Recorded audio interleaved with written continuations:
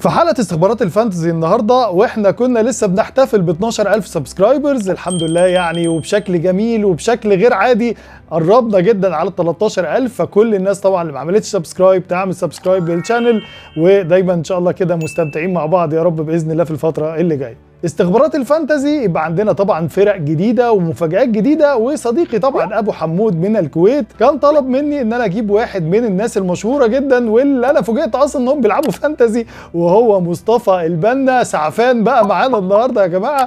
فطبعا اكيد طالما في اي حد طلب مني فريق يوتيوبر، فريق واحد من المشاهير ومتاكد طبعا ان هو بيلعب فانتزي، فاكيد لازم بتكون فرقته معانا، وفرقته المؤكده يعني مش فرقه طبعا يعني نص نص ولا الكلام ده، لا هي طبعا بتبقى فرقته. فريق مصطفى البنا هو مفاجأة الحلقة النهارده، وان شاء الله هنشوفه كمان شوية صغيرين. المهم يا جماعة لازم تشوفوا فرقتي في اخر الحلقة، لان انا اخيرا عملت تغييرين واخيرا جابوا نتيجة كويسة، فطبعا فريق هيكون اخر فريق في الحلقة، فكملوا الحلقة الاخيرة وشوفوا فرقتي عملت ايه في الجولة دي. انا معودكم دايما ان احنا بناخد الفرق بالترتيب، النهارده مش هيبقى فيه ترتيب لان انا مصور الحلقة بالظبط بعد ما الجولة خلصت وبعد ما ماتش ليفربول والسيتي طبعا خلص، وبهني طبعا جماهير ليفربول بالفوز، ويعني مانشستر سيتي بالنسبه لي قدم مباراه الى حد ما يعني جيده او افضل من المباريات السابقه بعد ما عوده دوكو بقى وعوده بعض اللاعبين. الشوط الثاني بالذات مانشستر سيتي كان افضل، لكن انا بالنسبه لي والله نقطه الضعف الكبيره جدا في مانشستر سيتي هو ريكو لويس. يعني ما زلت انا عندي نفس رايي، انا مش مقتنع تماما بيه يعني، واعتقد ان جوارديولا لازم يشوف حل في المشكله دي. هو مصمم ان هو يلعبه، والراجل يعني امكانياته بالنسبه لي محدوده جدا جدا. هو مش موضوعنا، ولكن انا بس حبيت اقول الجملتين دول. العاده حلقتنا النهارده يا جماعه فيها كل المفاجآت المعتاده، دوري كابتن نونو، دوري بي ان سبورتس، ودوري طبعا اليوتيوبرز اف بي ال عرب يوتيوبرز، كل دول ان شاء الله معانا، ومعانا نجم جديد وفي واحد متصدر جديد كمان، هو بقاله فتره الحقيقه ومقدم موسم رهيب، وطبعا صورته منوره الغلاف بره، واكيد هتستمتعوا وتشوف فرقته جاب سكور كام. كمان طبعا عندنا نجم الجوله للمره الثانيه يعني هذا الموسم يبقى نجم الجوله واحد من اصدقائنا الاعزاء اللي عمل جوله رهيبه بجد، يعني جوله جاب رقم رهيب جدا بدون اي استخدام تشيبس او خواص او اي حاجه، فان شاء الله باذن الله برضو هتشوفوا مين هو وعمل ايه بالظبط وجاب كام في هذه الجوله. لكن يا جماعه اخر حاجه قبل ما نخش في حلقتنا بقى على طول، لازم يا جماعه تراجعوا كده وتشوفوا الحلقه بتاعه توقعات الجوله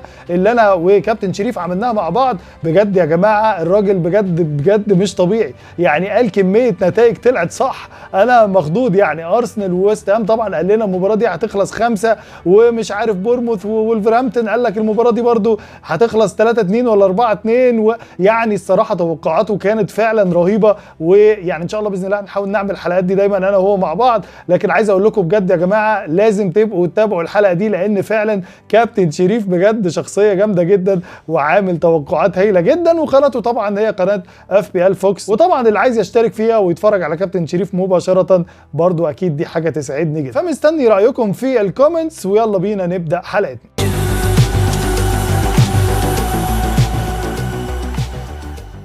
اخباركم ايه يا شباب وعاملين ايه؟ واحده من الحلقات اللي مفيش وقت بقى نقعد نتكلم كتير، لان الحلقه النهارده مليانه ناس، وكمان اتصورت بعد ما الجوله خلصت بالظبط، فانا ما لحقتش اصلا يعني حتى ارتب الفرق وكده واشوف بقى الترتيب وكده. انا بالظبط حطيت الفرق كده بسرعه وعلى طول بقى هنبص مع بعض عليه. لكن اول حاجه دايما بنبص عليها ومتعودين عليها هو دوري كابتن نونو. دوري كابتن نونو اللي كان فوزي متالق وكان ماسك تماما يعني الصداره، ظهر لنا واحد جديد وهو ابراهيم حلمي من مصر بقى المره دي. ابراهيم ما شاء الله عامل جوله كانت رهيبه جدا، جاب 84 نقطه رغم ان فوزي كمان 71 نقطه بالنسبه لي كانت جامده جدا برضو، لكن طبعا ال 84 نقطه عدته. لكن بصوا كمان اليوس بافاريان يعني زي ما انتم شايفين جاب 98 نقطه في الجوله دي، وصعد للمركز الرابع من تونس طبعا، وبستمتع جدا لما بشوف الدول العربيه بجد. انزل بقى تحت يا جماعه شوفوا التاسع محمد مادي اللي جاب 105 نقطه في الجوله دي، فكانت جوله رهيبه جدا جدا. خلينا بقى ناخد اول واحد معانا في فقره استخبارات الاصدقاء، وهو مين؟ وهو انيس من الجزائر، فرقته ذا جوت. وطبعا سعيد جدا جدا ان انا تواصلت مع انيس على تويتر، واللي ما اشتركش في التويتر عندي برضو اكيد يشترك في تويتر كابتن نونو او اكس كابتن نونو، وانا سايب لكم اللينك في اول كومنت علشان لو اي حد عايز برضو يشترك. بنحاول برضو نتابع ان شاء الله باذن الله الفتره الجايه، نحاول كده ان احنا نتكلم مع بعض اكتر على منصه اكس. ذا جوت زي ما انتم شايفين جاب في هذه الجوله 84 نقطه بماينس 8، يبقى 76 نقطه، من سيفتي 73 نقطه، فزاد طبعا في الترتيب، وترتيبه بقى ال 571,000 على العالم. ترتيب ما شاء الله متميز جدا بكابتنة بالمر طبعا، وعنده ويسا، وطبعا صلاح كان سباي لانه يعني كان بالكابتن جامد جدا، واينا برده في الدفاع، فكانت الى حد كبير جوله ممتازه. زاد في الترتيب 74,000 مركز، فبالنسبه لي كانت يعني جوله ممتازه جدا ببالمر. زي ما انتم شايفين هو الستار، والكيلر بتاعه كان محمد صلاح. كان عمل 3 تغييرات، خلينا نشوف التغييرات.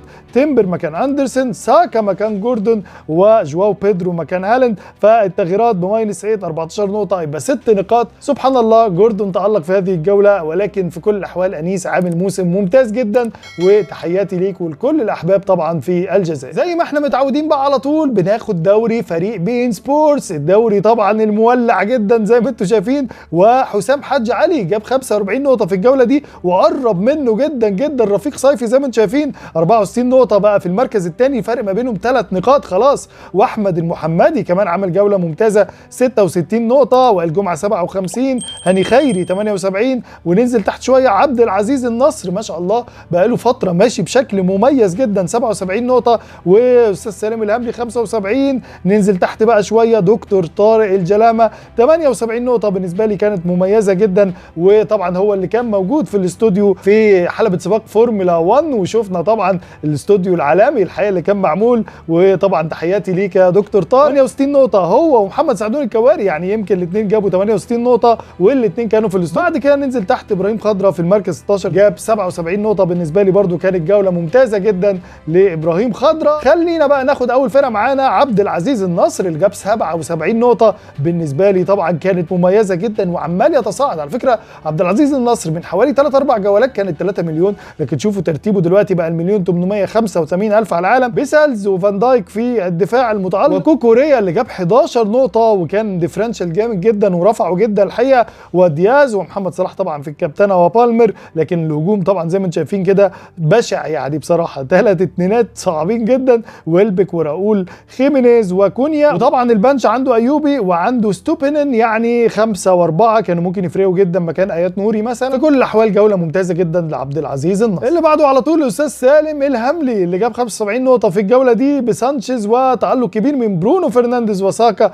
وجونسون. ما عندوش محمد صلاح، لكن هو كان عنده لارسن انقذ الموقف تماما معاه، وجواو بيدرو طبعا كان كابتن فاثرت جدا، اي حد تاني كان كابتن كانت فرقت جدا مع الاستاذ سالم. في كل الاحوال الاستاذ سالم برضو يعني الحمد لله تقدم وتالق في هذه الجوله. اللي بعديه على طول دكتور طارق الجلهمه اللي جاب يا جماعه 78 نقطه بماينس 8، يبقى 70 نقطه. هنشوف دلوقتي تبديلاته وتغييراته، جابرييل وكوكوريا برضو، وطبعا كان مكابتن محمد صلاح، اوديجارد برضو وايفا نيلسون، يعني مجموعه من اللاعبين الجيدين. خلينا نشوف تغييراته، اوديجارد مكان جانيت، وايفا نيلسون مكان وود. التغييره دي يعني ما فرقتش كتير قوي، وطبعا جواو بيدرو مكان ايساك. في كل الاحوال 11 نقطه ماينس 8 يبقى 3 نقاط، وفي كل الاحوال برضو تالق لدكتور طارق الجلهمه في هذه الجوله. يلا بينا بقى ناخد اول واحد والمتصدر على كل اليوتيوبرز وكل النجوم بتوعنا، وهو مين؟ وهو مروان سري يا جماعه. مش ممكن مروان سري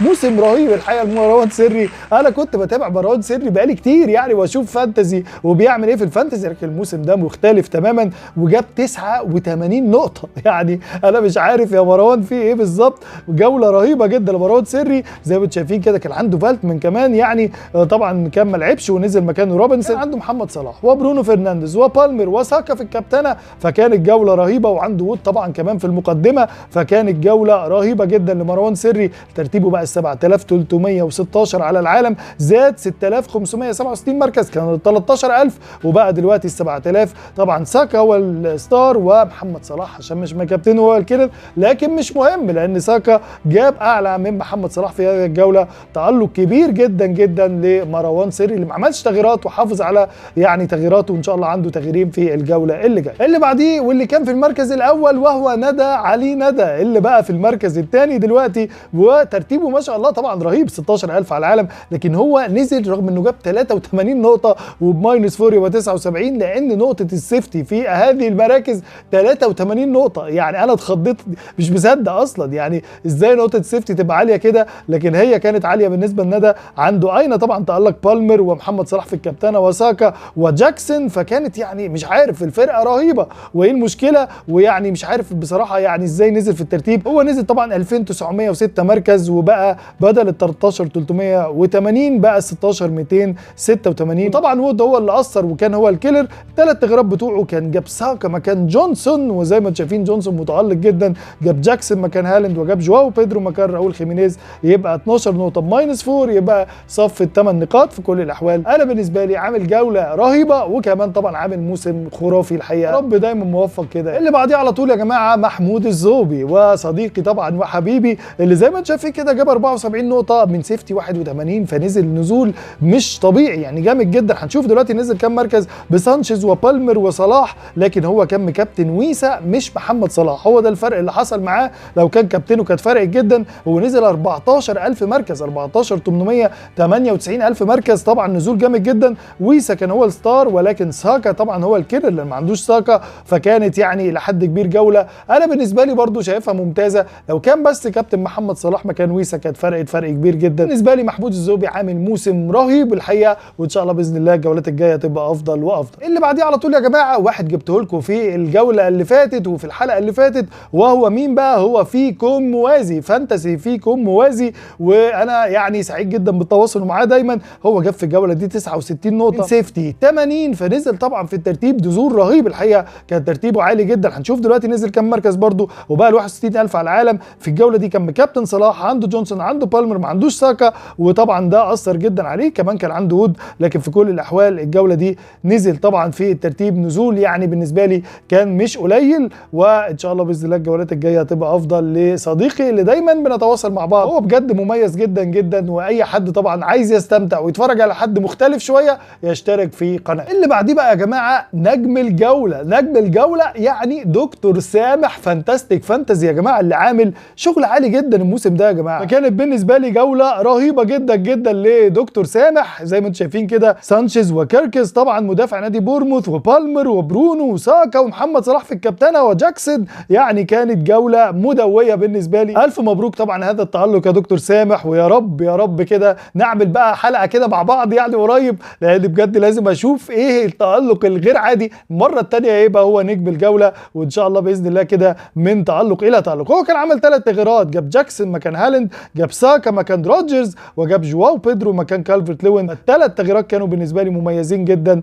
ودكتور سامح عامل موسم جميل جدا. اللي بعديه بقى على طول فريق كابتن نونو الثاني، اللي انا في الجوله دي الحقيقه يعني مش عارف غلب عليا العاطفه كده، وقلت يا كابتن هالاند. هو انا طبعا جبت 65 نقطه لاني كابتنت هالاند، وانا كنت هكابتن بالمر، وكنت هكابتن صلاح، وكنت هكابتن كل الناس الثانيه، لكن انا بصراحه قلت لا، لازم هالاند يعمل حاجه في الانفيلد وهكابتنه. وطبعا كانت الكابتنه مش مظبوطه، فنزل طبعا نزلت جامد جدا في الترتيب زي ما انتم شايفين 65 نقطه، فنزلوني من سيفتي 80، فطبعا نزلت بقيت ال 108000. كنت ال 55 تقريبا او ال 57000 على العالم، بقيت ال 105000 على العالم. طبعا كان عندي برضو كيركز مدافع نادي بورموث، برونو ومحمد صلاح وويسا، فيعني لحد كبير الفرقه كلها كانت كويسه، ما عدا موضوع هالاند ده طبعا اللي كان زي ما انتم شايفين كده جامبل يعني، او كان حاجه، او كان ديفرنشال يعني. كابتنه هالاند في هذه الجوله كانت ديفرنشال. ففي كل الاحوال ان شاء الله باذن الله الجولات الجايه تبقى افضل. ما زال ترتيبي لحد كبير في الفرقه الثانيه متميز. ان شاء الله بقى في اخر الحلقه تشوفوا فرقتي اللي انا دايما بلعب بيها. اللي بعديه على طول سلمى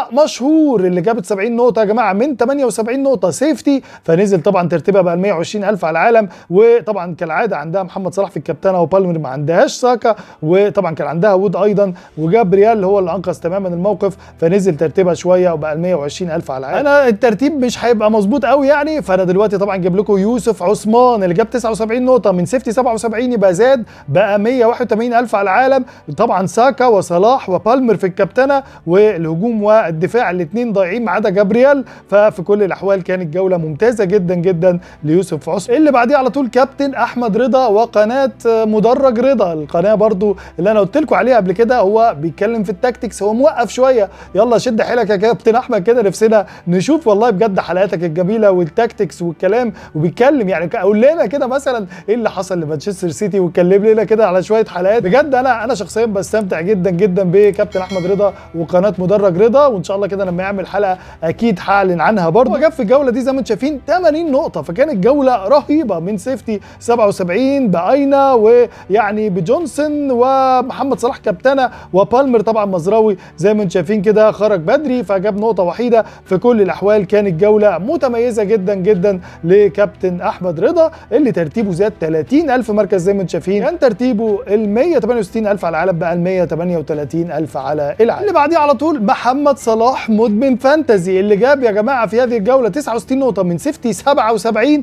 فطبعا نزل شويه في الترتيب بقى ال 176,000 على العالم. لكن بالنسبه لي طبعا كانت جوله الى حد كبير جيده. مشكلته طبعا الاساسيه ما كانش عنده ساكا، فساكا فرق جدا جدا في الجوله دي زي ما انتم شايفين، او اي حد من ارسنال حتى هافرتز او حاجه. طبعا نزل شويه في الترتيب وباذن الله تتعوض في الجولات اللي جايه. اللي بعديه يا جماعه واحد من الناس المتالقين جدا وجبته لكم في الحلقه اللي فاتت برضو، وهو عمر حسين راشد اللي جايب زي ما انتم شايفين كده في هذه الجوله 81 نقطه. 81 نقطه كانت جامده جدا الحقيقه، وترتيبه ارتفع بقى ل 203,000 على العالم. بالنسبه لي طبعا جوله ممتازه جدا جدا. هي الغريب بس في حراسه المرمى طبعا لازم تتغير، ساكا وبالمر وبرونو وصلاح خط وسط ناري وطبعا كان مؤثر جدا، لكن كمان كان عنده جونسون على البنش ب10 نقاط كانوا ممكن يفرقوا جدا. لكن هو جايب جواو بيدرو ووالبك قال لك بقى ريح دماغي وكونيا، فطبعا يعني جونسون هو اللي جاب النقاط. دايما باذن الله متالق يا عمر، وانا كنت بعت له الحلقه اللي فاتت وهو طبعا كان سعيد جدا جدا، ودايما بكون سعيد بالتواصل مع عمر ومحمد. طبعا خلينا بقى ناخد محمد حسين راشد برضو اللي جاب يا جماعه في الجوله دي 68 نقطه. ترتيبه نزل شويه بقى 668,000 على العالم ببرونو وساكا وصلاح وبالمر برضو الرباعي المتالق، لكن هو كان بكابتن والبك وهو ده اللي فرق معاه، وان شاء الله باذن الله تتالق في الجولات الجايه. هو نزل في الترتيب طبعا زي ما انتم شايفين 86,000 مركز، كان ترتيب ال 581 بقى ل 668. ساكا اللي تالق عنده، والكيلر كان محمد صلاح لانه ما كانش مكابتن. اللي بعديه على طول احمد الكيال، وقناه طبعا عراب الفانتزي اللي كلمتكم عليها، وهي ما شاء الله يعني بيعمل والله شغل عالي جدا جدا يا جماعه، ولازم تتابعوا هذه القناه. احمد الكيال زي ما انتم شايفين جاب 81 نقطه في الجوله دي، وطبعا كان عنده سيلز تالق، كان عنده بالمر، كان عنده برونو فرنانديز، جونسون، ما عندوش صلاح، عنده لارسن، فكانت جوله الى حد كبير جيده. واكيد كمان كان عنده سانشيز على البنش ب7 نقاط، لكن احمد الكيال عامل موسم بالنسبه لي هايل جدا جدا. اللي بعديه على طول نور ماجد. نور ماجد نزل في الترتيب المره دي لانه جاب 70 نقطه من سيفتي 78،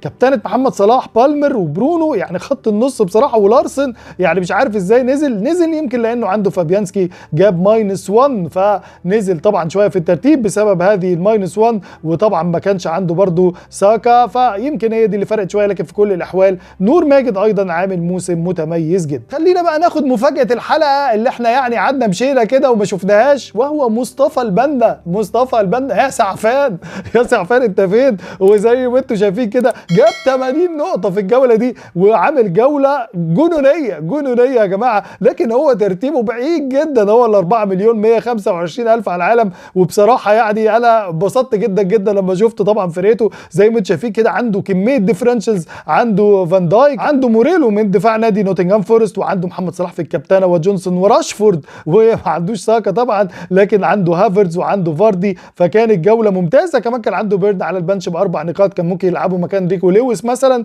فمصطفى البنا سعيد جدا جدا انا طبعا شفته. خلينا نشوف طب هو تقدم كام مركز في الجوله دي. هو تقدم مليون تقريبا 907,000 مركز على العالم، كان ال5 مليون بقى ال4,125,000. محمد صلاح هو الستار، وطبعا بالمر هو الكيلر اللي ما عندوش طبعا بالمر. محمد الأطرش بقى، محمد الأطرش صديقي الجميل طبعا زيكو اللي جاب في الجوله دي 77 نقطه ب-4، يبقى 73 نقطه بطبعا ميلينكوفيتش اللي هو مقتنع بيه من زمان، وكنا عملنا الحلقه مع بعض وقال لي يعني ميلينكوفيتش وساكا طبعا ومحمد صلاح في الكابتنه وجاكسون ولارسن، فكانت بالنسبه لي طبعا اختيارات ممتازه جدا. خلينا نشوف تغييراته. هو جاب جواو بيدرو مكان هالاند، جاب ساكا مكان جونسون، فيعني الحمد لله بقى هم 8 نقاط ب-4، صفت يعني 4 نقاط، فالى حد كبير برضو كانت جيده، وباذن الله متالق اكتر واكتر في الفتره الجايه يا زيكو. اللي بعديه على طول حطها في الجول يا ضياء. محمود ضياء يا جماعه جاب 76 نقطه وعمال يتقدم في الترتيب الحقيقه الفتره اللي فاتت دي،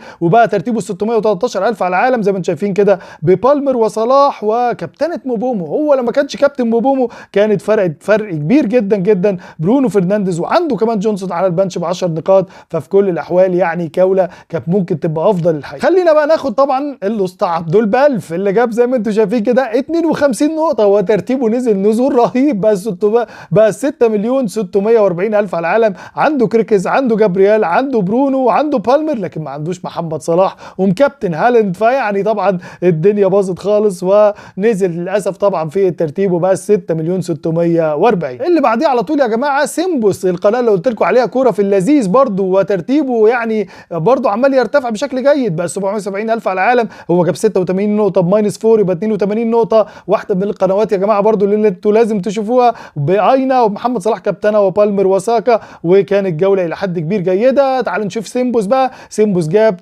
66 نقطه بماينس 8 يبقى 58، وبسانشيز وجابرييل طبعا نزل في الترتيب وبقى ترتيبه ال 3,598,000 على العالم. هما الاثنين لذاذ جدا وقناتهم لذيذه جدا واكيد لازم تتفرجوا عليها. لكن اللذيذ بقى واللي طبعا اكيد يعني انا هو عارف محبته يعني وعارف غلاوته عندي، البوب شو اللي جاب في الجوله دي يا جماعه 84 نقطه بماينس 4 يبقى 80 نقطه. كانت جوله ممتازه جدا. خط النص الناري محمد صلاح بالمر وساكا وبرونو فرنانديز ولارسن، فكانت جوله ممتازه. إيساك طبعا هو اللي خدعني وخدعه، قدم في ترتيب 629,000 مركز، فكانت جوله ممتازه جدا. التغييرين بتوعه كان تيمبر ودانك وساكا ومبويمو، فكانت بالنسبه لي تغييرين وموفقه جدا جدا الماينس 4 اللي عمله. لازم طبعا نجيب ملك الديفرنشالز محمد القاضي اللي في الجوله دي كانت جوله صعبه جدا. وكابتن محمد انا مش عارف اعمل ايه والله، سالني قبل الجوله يا كابتن مين؟ قلت له كابتن صلاح. قال لي ايه رايك في جواو بيدرو؟ قلت له اختيار حلو، لكن محمد صلاح انا حكبتنه كابتن محمد صلاح عشان خاطري. وفي الاخر طبعا قلت له عشان خاطر حتى مكه يعني كابتنه صدقني هيفرق والله، لكن فوجئت بيه برده كابتن جواو بيدرو. فطبعا نزل طبعا في الترتيب للاسف و52 نقطه، ونزل نزول جامد جدا 52 من سيفتي 70، فطبعا نزل جامد جدا. روبرتسون تألق عنده، ونانا تألق عنده. محمد صلاح لو كان في الكابتن كانت فرق كبير، فرق رهيب الحقيقه. وجوردون طبعا عنده وود برده. ففي كل الاحوال ان شاء الله باذن الله الجولات الجايه تبقى افضل لملك الديفرنشالز محمد القاضي. اللي بعديه على طول شريف طبعا اف بي ال فوكس، كابتن شريف اللي توقعاته يا جماعه قلت لكم عليها توقعات ناريه. هو اليكس مورينو للاسف خدعه وكان قاعد على البنش طبعا، فللاسف طبعا نزل ويعني جاب له النقطه الوحيده رغم ان فريق نوتنجهام فورست جاب كلين شيت. وطبعا ايات نوري، فالدفاع عنده تيمبر ومورينو وايات نوري كلهم مفيش خالص. لكن خط النص بقى جوردون وساكا طبعا في الكابتنه، وهو قال يا جماعه في الحلقه انه هيكابتن ساكا وساكا هيعمل شغل، وفعلا ده اللي حصل. كان ممكن كمان ساكا يجيب هدف كمان طبعا لو لعب ضربه الجزاء اللي اداها هديه لاوديجارد كده، ومحمد صلاح وبالمر. وطبعا ايساك خدعنا كلنا، وترتيبه طبعا ارتفع زي ما انتم شايفين كده 98,000 مركز، فبقى بدل المليون 282 بقى المليون 184. جوله جميله جدا جدا لكابتن شريف. خلينا على طول ناخد رفيع عطله اللي جاب 78 نقطه في الجوله دي، وترتيبه عمال يتقدم ما شاء الله، بقى المليون 953 او 63,000 على العالم. بكالر طبعا في حراسه المرمى قليلين جدا اللي عندهم كالر وجابرييل ولارسن ومحمد صلاح وبالمر، فكانت جوله ممتازه. المشكله الوحيده انه ما كانش عنده ساكا وهو الكيلر بتاعه، لكن هو تقدم 452,000 مركز ما شاء الله، ماشي بشكل ممتاز جدا رفيع عطله. وكمان كابتن عطيه عبد الخالق عمل جوله ممتازه، جاب 70 نقطه، وطبعا زي ما انتم شايفين ارتفع بقى ل 2,733,000. عنده مين؟ عنده كابتنه محمد صلاح، عنده برونو وعنده لارسن، فكانت جوله مميزه جدا ببالمر طبعا كمان. وكابتن عطيه عمال يتقدم بشكل ممتاز. لكن فانتساوي بقى اللي كان محتاج جدا الجوله دي ان هو يجيب محمد صلاح، واخيرا جابه هو كابتن بالمر. والكابتنه بتاع بالمر برده كانت افضل من كابتنه محمد صلاح بنقطه، فالحمد لله جاب 64 نقطه، وكانت بالنسبه لي جوله برده ممتازه جدا جدا. اخيرا يعني ان هو جاب محمد صلاح وجابرييل برده ظبطوا شويه وارتفع في الترتيب. لكن بقى خلينا بقى ناخد اخر فرقه في حلقتنا النهارده قبل فريق، وهو مين؟ هو دكتور فانتزي يا جماعه اللي عمل ماينس 16، عمل ثوره بقى في فرقته، لانه يعني عمال يقول انا في ايه في ايه، فظبط بقى الفرقه وعمل تغييرات. يعني هنشوف دلوقتي تغييراته. جاب 71 نقطه بماينس 16، فجاب 55 نقطه. طبعا نزل في الترتيب. سيفتي 59 نقطه زي ما انتم شايفين كده. اخيرا بقى عنده صلاح وعنده ساكا وعنده بالمر وكابتن بالمر، فالدنيا ظبطت الى حد كبير. ان شاء الله في الجولات الجايه بقى هو نزل 124,000 مركز، ما نزلش نزول رهيب، بس الفرقه ظبطت واخيرا كده بقى القوام مظبوط.